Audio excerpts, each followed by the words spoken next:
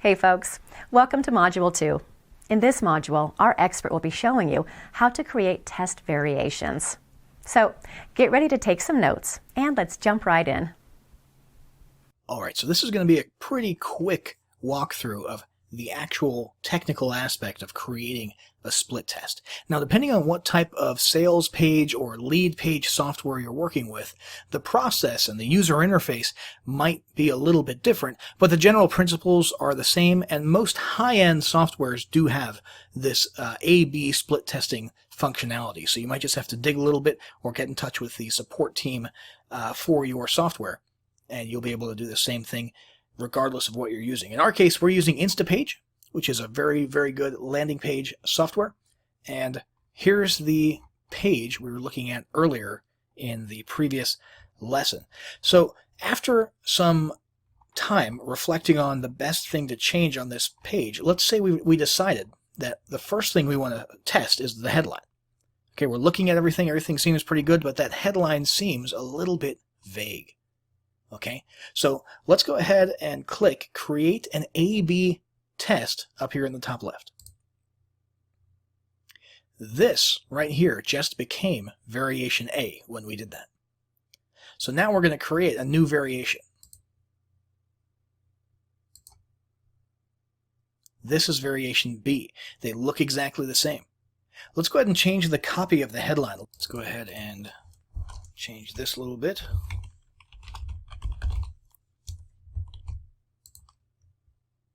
See if we can get it to fit on one line.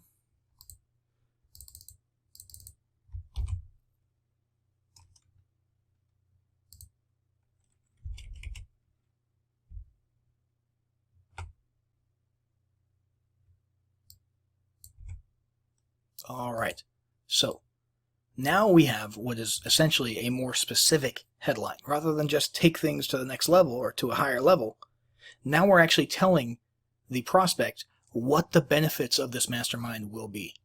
Conversions and sales. And people can instantly figure out exactly what the focus of this mastermind is going to be. So there's a safe bet that that will probably perform considerably better. If we were to hit update, that would be published as a variation. Now the way this works is that from this point forward, there will be a 50-50 split, an equal split. So when you're sending traffic to this page, from this moment forward, the next person is going to go to variation B, the next person is going to go to variation A, and it's going to alternate, filtering left, right, left, right, left, right, A, B, A, B, A, B, so that you have 50% in both pools, and you can see equally what the performance level of each respective one is. Now, depending on what kind of software you're using, it is possible to run a multivariate split test, where you can come on over here, hit new variation. We've got another one here, and we can change the headline again. You can make it a completely different variation as far as the software is concerned, but again, we want to stick to that rule of conversion, optimization, and split testing, and we can basically have a three-way split test between three different headline variations and see which one performs the best. We could add another one and have a four-way test. Does that kind of make sense? As long as it's only one element per time. You can have as many variations as you want. Obviously, you don't want to have too many variations because then you won't have as substantial an amount of traffic going to each variation, and you won't be able to trust and be confident of the results as much. So it's probably best to stick to 2 or 3, run as much traffic as you can through those, and of course, it'll be split equally. So if you have 3, it'll be 33, 33, and 33% going to each page. The next step here is to sit and wait and just let some traffic come to this page until we have a substantial amount that we can actually be certain of the results. Because if we have 10 people come through here and we notice that this page has a 30% higher opt-in rate than the other page, it doesn't really mean anything. It was a pretty small sample group, 10 people. So we want at least something like 50 people to each variation, something in that neighborhood, before we start making assumptions about the results we see. And that's what we're going to do next. Okay, we're going to sit, wait until we have enough data, and then in the next lesson, we're going to analyze results. All right, welcome to Module 3. In this module, our expert will teach you about analyzing the split test results. So get ready to take some notes, and let's jump right in. All right, so in this lesson, we're going to be going over some real-world examples of split test results and how to sort of analyze them and what to do with those results. So let's have a look at this one first. This is the page, the original page that we're looking at, okay? Very basic page, minimalist, headline, logo at the top, and a button, and it doesn't really say anything about what it is. In fact, this would be called a blind headline, okay? It's blinder than blind, actually. So this was the original, and then it was split tested against a couple of other variants. And let's have a look here. So variation, let's see here. Let's make sure I got that right. This is the original. Variation A. They're out of order in that line there. Okay, that's the original. That makes more sense. So this is the original, and it has a little bit of information about the product. Variation B presumably was the blind one. Yep. And variation C was sort of similar to variation A, but the main headline was a little bit well, smaller, but with more text in it. So start making money online with 200 plus free video lessons. Start making money online with our Internet Marketing Academy. So this one has a little bit more detail in it. Let's have a look at what actually was the winner. So variation A, as many of us probably could have guessed, did in fact do a little bit better. It had the highest rate.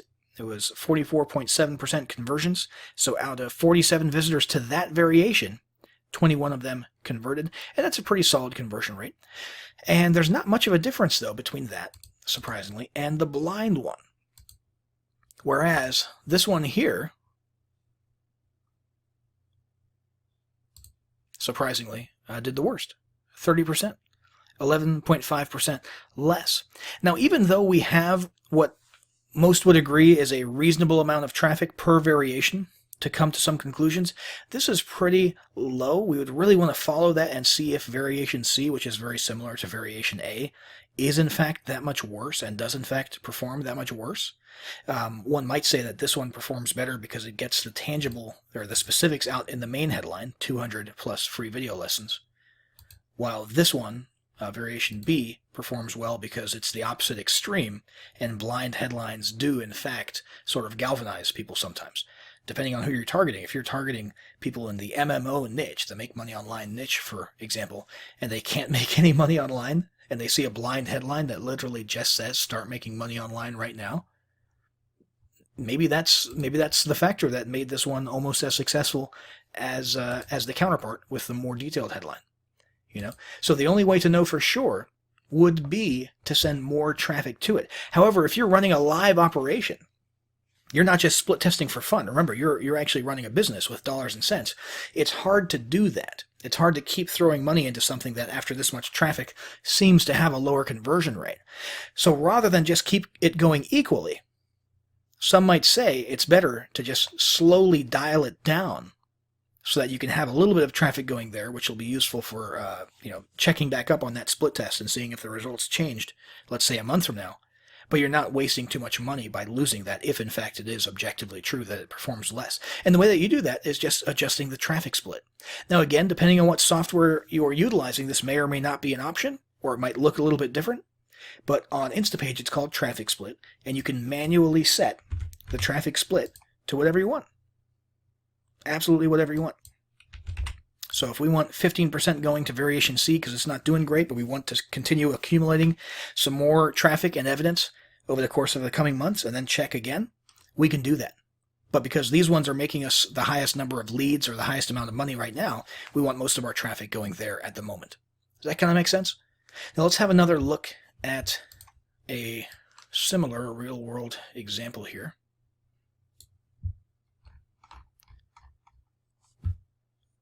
And let's see, we'll load up the variations. Okay, so as you can see, there's a pretty significant difference between these. There's no neck and neck like on the previous example. 79.4% is an insane conversion rate for a lead page. Let's have a look at what the difference was. There's this, this, and this. You'll notice the headline is the same. The size of the box might change a little bit. You know, the text is a little bit wider in that one, but the headline's the same in all of these. The subheadline is exactly the same. And the button is exactly the same. Now, this is what's called a bridge page. Okay, so this is a lead page where you capture a lead, but what you're really pitching is a video. And in this case, if I recall, the visitor was then just sent to a sales video for an affiliate offer. Okay? But variation A didn't perform terrible by any means. 38% is still a respectable conversion rate, but it's the lowest of these. And it's a little bit odd because this is kind of a cool looking image. But I think a meteor striking the Earth seemed to resonate. I mean, this is a great looking image, but maybe it resonated a little bit more directly being in the center of the screen and having a lot of focus on it, a lot of contrast there in the colors. And it resonated a lot, or I should say, it worked well with the red words earth-shattering. Earth-shattering video changes everything. You know? Now, that was the whole point of all three images. There's a picture of Earth shattering. This one, it's debatable whether Earth is actually shattering. It looks like, yeah, it looks like some type of a planet is colliding into Earth. Shout out to all those, what are they called, Nibiru people out there. But for some reason, this one was astronomically more popular. And here's the deal. When you're analyzing split test results, you're not always going to have an answer. You're not always going to have a why. You know, you're not always going to be able to understand why this one. And honestly, many of the people who come to the page won't be able to tell you why. You know, there's just psychological phenomena sometimes that are very difficult to nail down and enunciate. Your job, however, unless you're a research scientist or something, isn't necessarily to worry and stress out about the why. What you're interested in is the what. And the what in this case is that you're going to get 80%. 8 out of 10 of the people who you send to this variation right here are going to opt in. So let's definitely use that variation more. Does that kind of make sense? So we would want to take, you know, we talked about dialing it down and dialing it up. We would probably call this one good. It's a lot of traffic, huge difference in conversion, same traffic source for all these pages. You know, one traffic source to one landing page with 3 variations. I mean, you might as well just do this, you know, or even just 100% to variation B. You know, you could turn these ones off. That's a clear winner. So again, sometimes it's going to be a little bit mysterious. Don't stress out too much about the why, although the why can be useful for future endeavors. So if you can enunciate it and can nail it down, then by all means do so. But don't stress out about it too much because you don't really need to know the why. You just want to know which one's performing best and put all of your marketing efforts into that one from that point forward. Hello and welcome to this course on split testing. In this course, we're going to cover how to boost the performance of your pages and offers using split testing. This course is divided into 3 modules. Module 1 covers common elements that can be tested. Module 2 covers creating test variations. And Module 3 covers analyzing the results. By the time this course is over, you'll know how to effectively optimize your pages and get higher conversions for your business. So, without further ado, let's dive into the first module. Okay guys, welcome to Module 1. In this module, our expert will be teaching you about common elements that can be tested. So get ready to take some notes and let's jump right in.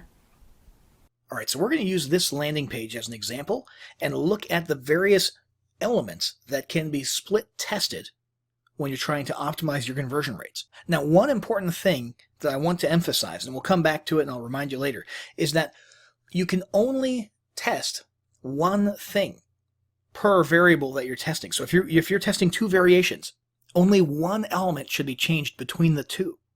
Otherwise, you're not going to know what caused the increased conversion. Okay, if you start changing multiple variations, if you change a headline and a button and an image in both of the variations, well, then you won't know whether it was the headline or the image or the copy or the background or the button that made the difference. So it's incredibly important that when you are split testing among two variations, you're only doing one element at a time so that you can absolutely nail down what has what kind of effect on your conversion rates. So let's just take it from the top, okay? The headline. The headline is the first thing that you could potentially test in a split test to see if you get a better conversion rate, okay? And basically, if you've got a unique selling proposition or multiple angles that could be attractive about your product, you would want to figure out how to incorporate them and which ones to emphasize, because there's only so many words you can fit into a headline, right? I mean, that's the whole point of a headline, is that it's pretty short and sweet. You want to get people's attention, right? And you can only include so much information in there. So just as a random example, let's take things to a higher level. Sounds kind of cool, but it's also very vague, right? What if the headline was a little bit beefier and said, let me show you how to boost your revenue by 30%? That is more specific, and it might perform better. We don't know. We would have to test it. My guess is it probably would, but that's the point of a split test. So what we want to do is create one page with this headline, which we already have, and another page with that other headline, and leave all other elements the same. They have to remain constant between those two page variations. Now, the next thing you can change is imagery. Imagery is super powerful on landing pages, and it can make the difference between high and low conversion rates. So a lot of things to take into account are your target audience. You want to make sure that any human characters in your images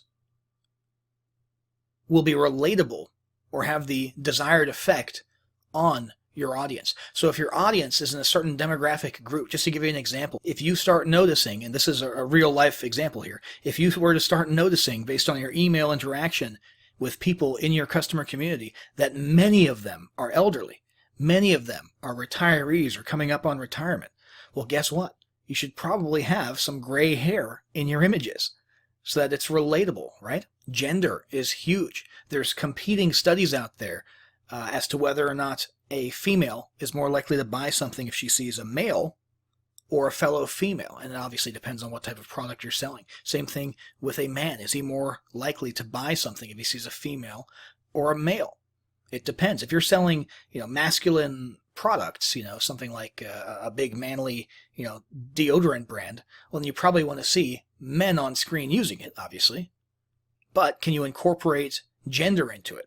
For example, ladies who are impressed by the smell of the deodorant, right? There's a science behind all of this. But what you can do is sort of skip the science and just split test what the difference is. So we could literally have an image like this, and then have the exact same image, or very similar, same pose or similar pose at least, but have a female here. Split test that and see what the difference is. And if you see a significant difference, one way or the other, then go with it. Go with the winner. Okay? Another thing to consider about imagery is tangible perceived value. Depending on your target audience, it may get you further to have a set of a bunch of what are clearly, pretend digital mock-ups of digital products. Okay? Because in some people, that sort of activates this feeling of, wow, that's a thing, and I want to get my hands on it. I want to possess that, right? But you could also test this with purely an abstract image of a person, with a headline next to them, or a person smiling, or an entrepreneur standing in their place of business, or something like that. No digital products being represented at all, and see if that works better. Once again, make sure that's the only element that you're testing, and then see what the winner is. Next, there's the copy, which is the actual text, the words of your message. This is very important. However, it's not quite as easy to just, play switcheroo with it, because there's a lot of it. There's multiple words, multiple sentences, right? And so, probably if you're going to split test different copy, they're going to be completely different. Okay, you're going to change which angle is emphasized. Depending on what you're selling or offering for free, there's probably multiple marketing angles that you could push that might be relevant to different target markets. And so you could have angle 1 and angle 2 and see which one works best. So for example, in this copy, you'll see there's sort of an assumption that a business exists. This mastermind course will take your business to the next level. Here's what it includes. But what if we split tested that against exact same page, but the copy was different and the angle was a little bit different, and in this next variation, what was actually being emphasized was a person who does not have an existing successful business, a person who's been struggling. So finally, once and for all, stop struggling and we'll get your business off the ground, or something like that, and test those two different marketing angles of copy against each other and see which one resonates the most with your traffic. And then finally, there's the button. Now, this is sort of a controversial area because there's people who swear that changing the color of a button can have a huge impact on conversion rates, and then there's people who think that that's just silly. So the correct answer is probably somewhere in the middle. There is evidence that different colors result in different behavior or different psychological effects on viewers. Red usually translates to urgency, but at the same time, red can also mean no. Blue usually translates to trust.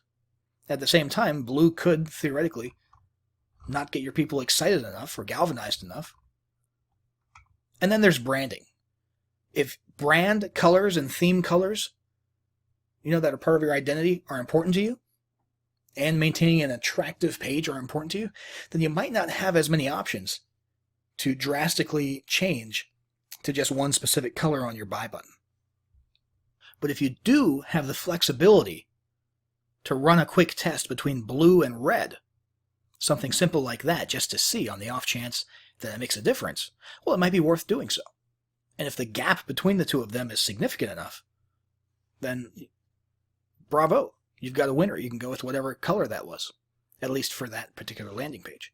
And finally, it's not just the color of the button, it's also the copy of the button. Okay, so the different wording. Take it to a higher level is kind of a cool sounding phrase, a little bit more vague, right? Get the course could be something that you test against that. One area on which there's been a lot of study is the point of view of the text. So if it's written from the point of view of the reader, and the reader sees the button as saying, give me the free report versus download your free report.